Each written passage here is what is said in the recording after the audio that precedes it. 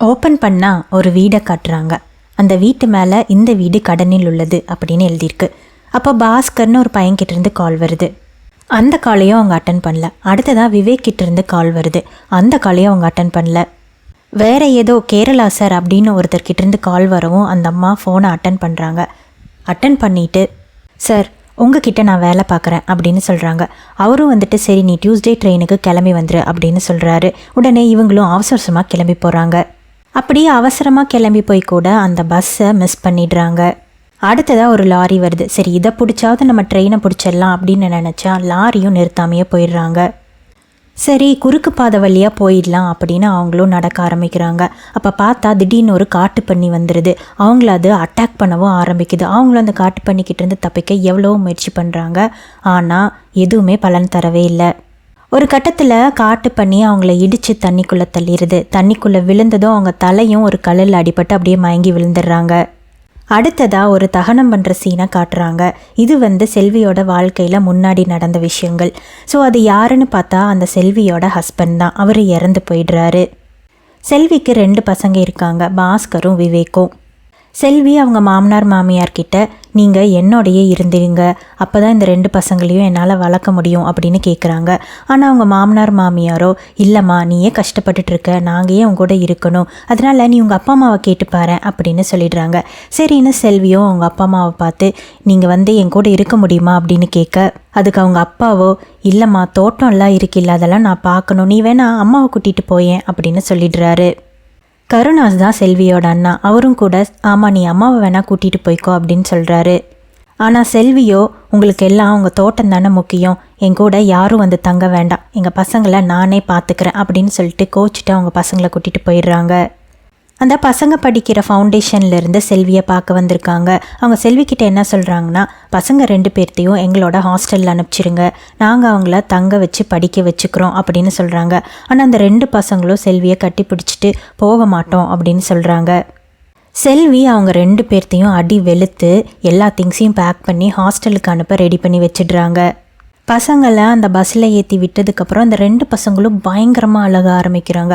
அம்மா என்னை விட்டு நீங்கள் போகாதீங்கம்மா போகாதீங்கம்மா அப்படின்னு அழுக ஆரம்பிக்கிறாங்க. இருந்தாலும் பஸ்ஸு மூவ் ஆகி போக ஆரம்பிச்சிருது. அவங்க 2 பேரும் போனதுக்கப்புறம் செல்வினால் தாங்கிக்கவே முடியல. அவங்களும் பயங்கரமாக அழுக ஆரம்பிச்சிடுறாங்க. ஒரு கட்டத்தில் போன பஸ் நின்றுது.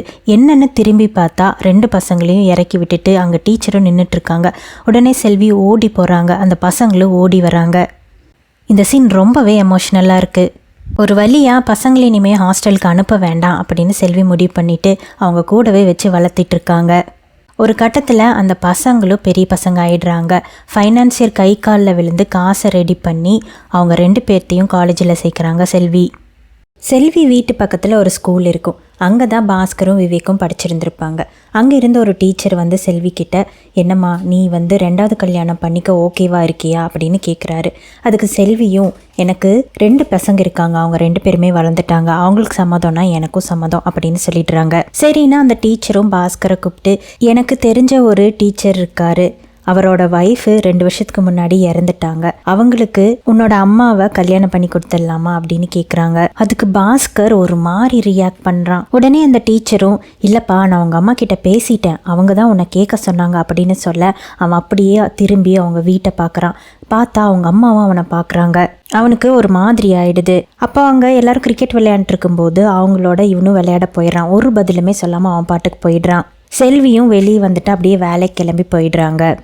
வேலை முடிஞ்சு திரும்பி வீட்டுக்கு வர செல்விக்கு மனசெல்லாம் ஒரே பதட்டமாக இருக்குது. எப்படிரா பாஸ்கரோட முகத்தை நம்ம பார்க்க போகிறோம் அப்படிங்கிற பதட்டத்தோடையே வந்துட்டுருக்காங்க. வீட்டுக்கு வந்த செல்வி பாஸ்கர் கிட்ட பாஸ்கர் எனக்கு கேரளாவில் ஒரு வேலை கிடச்சிருக்கு, 15,000 சம்பளம் தராங்களாம், நாங்கள் போகலான்னு இருக்கேன் அப்படின்னு சொல்கிறாங்க. செல்வி முகத்தை பாஸ்கர் அப்படியே அதிர்ச்சியோடு பார்த்துக்கிட்டு இருக்கான். இவங்களுக்கு ஒன்றுமே புரியல. என்னடா என்ன அப்படி பார்க்குறா அப்படின்னு கேட்குறாங்க. அப்புறம் அவன் பக்கத்தில் உட்காந்துட்டு என்ன பாஸ்கர் என் மேலே உனக்கு கோவமா அப்படின்னு கேட்க, அதுக்கு பாஸ்கரோ அதெல்லாம் ஒன்றும் இல்லையே அப்படின்னு சொல்லிடுறான். அதுக்கு செல்வி உன் முகத்தை நீ கண்ணாடியில் பாரு அப்போ தெரியும் அப்படின்னு சொல்கிறாங்க. உடனே பாஸ்கர் கோவமாக எந்திரிச்சு போய் கண்ணாடி எடுத்து செல்வி முன்னாடி நீட்டுறான். பாரு உன் முகத்தை பாரு அப்படின்னு பேய் மாதிரி கத்த ஆரம்பிக்கிறான். செல்வி அவங்க முகத்தை கண்ணாடியில் பார்க்குறாங்க. அவங்க வேலை பார்க்குற இடத்துல நீ பொட்டு வச்சுட்டு வா அப்படின்னு சொல்லியிருப்பாங்க. அதனால செல்வியும் பொட்டு வச்சுட்டு போவாங்க வேலை பார்க்குற இடத்துல. அப்படி வேலை முடிஞ்சு வரும்போது அந்த பொட்டை எடுக்க மறந்துருப்பாங்க. அதை பார்த்து தான் அவன் அப்படி பேய் மாதிரி கத்தியிருந்திருப்பான். இப்போ செல்விக்கு எல்லாமே புரிஞ்சிருக்கும். இவனுக்கு நம்ம பொட்டு வச்சுக்கிறது கூட பிடிக்கல, நம்ம 2வது கல்யாணம் பண்ணிக்கிறது மட்டும் இவனுக்கு எப்படி பிடிக்க போகுது, இப்படி நம்மளை கத்திட்டானே அப்படின்னு ஒரு மாதிரி எதுவும் பேச முடியாமல் நின்றுக்கிட்டு இருப்பாங்க. அடுத்ததாக செல்வியும் கேரளாவுக்கு வேலைக்கு போக ஆரம்பிச்சிடுறாங்க. ஆனால் பாஸ்கருக்கு செல்வி மேலே பயங்கர கோவம். சிகரெட் பிடிக்க ஆரம்பிக்கிறான். 2வது பையன் விவேக்கோ ஒரு பொண்ணை லவ் பண்ண ஆரம்பிக்கிறான். பாஸ்கர் இன்னும் ஒரு கட்டம் மேலே போய் ட்ரிங்க்கும் பண்ண ஆரம்பிக்கிறான். அவன் வாழ்க்கையை அவனே கெடுத்துக்க ஆரம்பிக்கிறான். செல்வியும் ஃபோன் பண்ணி பார்க்குறாங்க. ஆனால் பாஸ்கர் செல்வியோட ஃபோனை அட்டனே பண்ணலை. அவங்க கூட வேலை பார்க்குற பொண்ணுக்கிட்ட அவங்க சம்பாதிச்ச பணத்தை பாஸ்கருக்காக கொடுத்து அனுப்புகிறாங்க. அந்த பணத்தை எடுத்து பாஸ்கர் பில் பே பண்ண ஆரம்பிக்கிறான். அதில் பார்த்தா இது பொட்டு மட்டும் இல்லை, இது ஒரு முற்றுப்புள்ளி, எல்லாத்துக்கும் சேர்த்து தான், நீ படி அப்படிங்கிற மாதிரி எழுதியிருக்காங்க. இதை பார்த்ததோ பாஸ்கருக்கு மனசு சரியாயிடுது. அவனும் படிப்பில் கவனம் செலுத்த ஆரம்பிக்கிறான். சொந்தமாக ஒரு கோச்சிங் சென்டரும் வச்சு நடத்திட்டு வரான். இப்படியே 5 வருஷம் போயிடுது. விவேக்கும் அவனோட கேர்ள் ஃப்ரெண்டும் ஒரு பஸ்ஸில் ஏறுறாங்க. அது ஸ்லீப்பர் கோச் இருக்கிற பஸ். 2 பேரும் செப்பலை கீழே போட்டுட்டு மேலே உட்காந்துட்ருக்காங்க. அப்போ பார்த்தா அந்த பொண்ணோட அம்மாவும் அதே பஸ்ஸில் ஏறிடுறாங்க. பொண்ணோட செருப்பை வச்சு கண்டுபிடிச்சிடுறாங்க. கால் பண்ணி பார்த்தா அவங்க பொண்ணும் அங்கே தான் இருக்கான்னு அவங்களுக்கு தெரிஞ்சிருது. அவங்களுக்கு தெரிஞ்சிருது. வீட்டுக்கு வந்த பொண்ணை அடி வெள்ளுன்னு வெளுத்தெடுத்துடுறாங்க. அந்த பொண்ணோட அம்மா செல்வியையும் பார்க்க வர்றாங்க. அவங்கக்கிட்டேயும் விஷயத்த சொல்லிடுறாங்க. உடனே செல்வி கோவமாக அவங்க வீட்டுக்கு வராங்க. என்னடா, என்ன தைரியம் இருந்தால் இப்படி நீ சுற்றிட்டு இருப்ப அப்படின்னு கேட்க, அதுக்கு விவேக்கோ, அம்மா நாங்கள் 2 பேரும் லவ் பண்ணுறோம், அவளை எனக்கு 5th ஸ்டாண்டர்ட்லேருந்து தெரியுமா, அவளோட இஷ்டம் இல்லாமல் எல்லாம் நானும் அவள் பின்னாடி போகல அப்படி இப்படின்னு சொல்லி செல்வியை கன்வின்ஸ் பண்ணிடுறான். செல்வியோட அண்ணா கருணாஸ்க்கு வந்துட்டு அவங்களோட பொண்ணை இந்த 2 பசங்களில் யாராவது ஒருத்தருக்கு கொடுக்கணும் அப்படின்னு தான் ஆசை.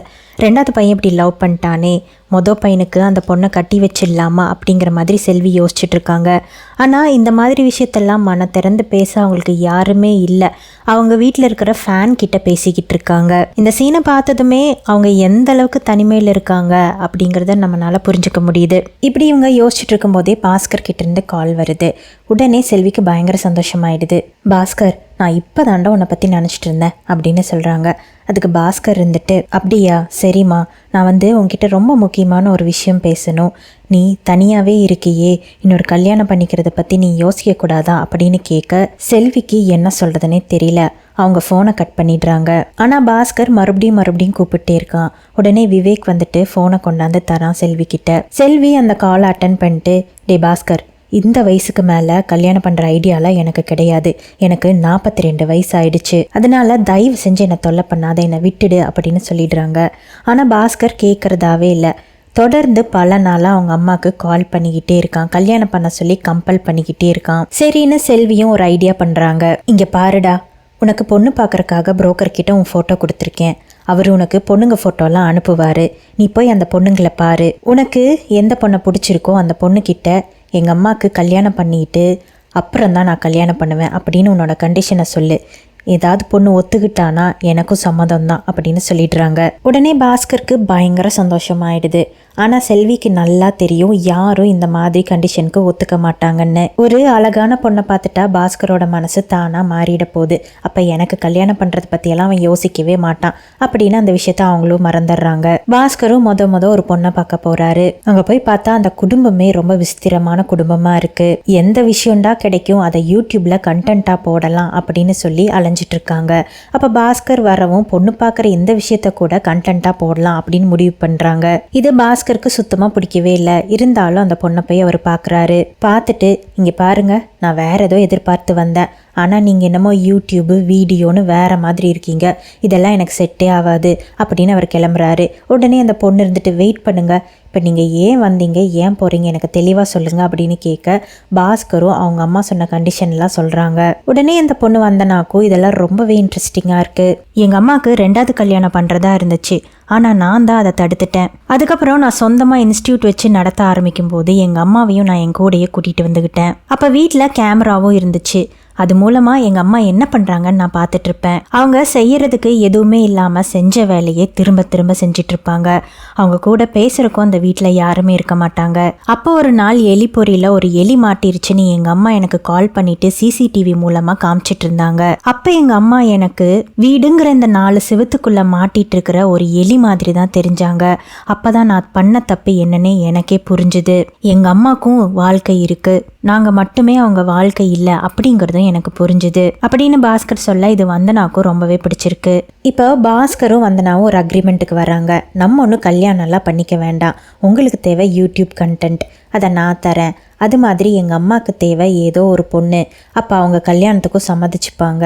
அதனால நம்ம 2 பேரும் இந்த மாதிரி நடிக்க ஆரம்பிக்கலாம் அப்படின்னு 2 பேரும் ஒரு முடிவுக்கு வந்துடுறாங்க. இப்படி எல்லாம் போயிட்டு இருக்கும்போது திடீர்னு ஒரு நாள் விவேக் வந்து பாஸ்கரை பார்க்க வரான். வந்தவன் பாஸ்கர் கிட்ட பயங்கரமாக சண்டை போட ஆரம்பிக்கிறான். இப்போ அம்மா கேட்டாங்களாடா உன்கிட்ட வந்து எனக்கு 2வது கல்யாணம் பண்ணி வையின்னு அப்படின்னு 2 பேரும் பயங்கரமாக அடிச்சுக்க ஆரம்பிக்கிறாங்க. பாஸ்கர் விவேக் கிட்ட புரிய வைக்கிறதுக்காக எவ்வளோ முயற்சி பண்ணுறான். இங்கே பாடுறா, அம்மாக்குன்னு ஒரு வாழ்க்கை இருக்குது, அதை நம்ம வாழ முடியாது, அவங்க வாழ்க்கையை அவங்க தான் வாழ்ந்தாகணும் அப்படின்னு எக்ஸ்பிளைன் பண்ணுறான். ஆனால் அது வந்து விவேக்கு சுத்தமாக புரியவே இல்லை. 2 பேரும் நாயா பேய அடிச்சுக்கிட்டு இருக்காங்க. பாஸ்கர் வந்துட்டு 4 வருஷத்துக்கு முன்னாடி நானும் இப்படி தாண்டா இருந்தேன், அதுக்கப்புறம் தான் எனக்கு எல்லாமே புரிஞ்சுது. 4 வருஷம் கழிச்சு உனக்கும் எல்லாமே புரிய ஆரம்பிக்கும். ஆனால் 4 வருஷம் கழிச்சு உனக்கும் எல்லாமே புரிய ஆரம்பிக்கும். ஆனால் அப்போ நம்மளோட அம்மாவுக்கு இன்னும் வயசாயிடும், அது வரைக்கும்லாம் என்னால் காத்துட்ருக்க முடியாது அப்படின்னு பாஸ்கர் சொல்லிடுறான். அங்கே ஊரில் செல்வி வாங்கின கடனை திருப்பி கட்டாதனால அவங்க செவுத்துல வந்துட்டு இந்த வீடு கடனில் உள்ளது அப்படின்னு எழுதுறாங்க. அதனால செல்வி பயங்கர கடுப்பாடுறாங்க. அந்த ஊரில் இருக்கிற ஒரு ஆள் எப்போ பார்த்தாலும் செல்விக்கு பிரச்சனை கொடுத்துக்கிட்டே இருக்காரு. அந்த ஆள் தான் இதுக்கெல்லாம் காரணம். உடனே செல்வி பெயிண்ட் எடுத்து அந்த ஆள் மேலே ஊற்றிடுறாங்க. அந்த ஆளுக்கு பயங்கர அசிங்கமாயிடுது.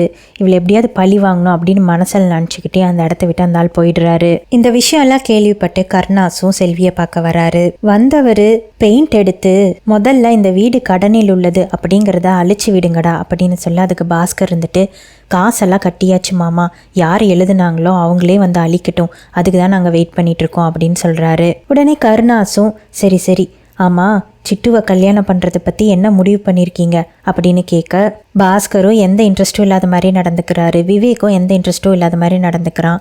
ஸோ இதெல்லாம் பார்த்ததும் கருணாஸுக்கு பயங்கரமாக கோவம் வருது. இங்கே பாரு செல்வி, நீயே வந்து என்கிட்ட சொல்லணும் இந்த 2 பேர்த்தில் யார் என் பொண்ணை கல்யாணம் பண்ணிக்க போகிறாங்கன்னு, அது வரைக்கும் இந்த வீட்டுக்கே நான் வரமாட்டேன் அப்படின்னு கோவமாக சொல்லிட்டு கிளம்பி போயிடுறாரு. அவர் கிளம்பி போனதோ விவேக்கோட கேர்ள் ஃப்ரெண்டு விவேக்கு கால் பண்ணுறா.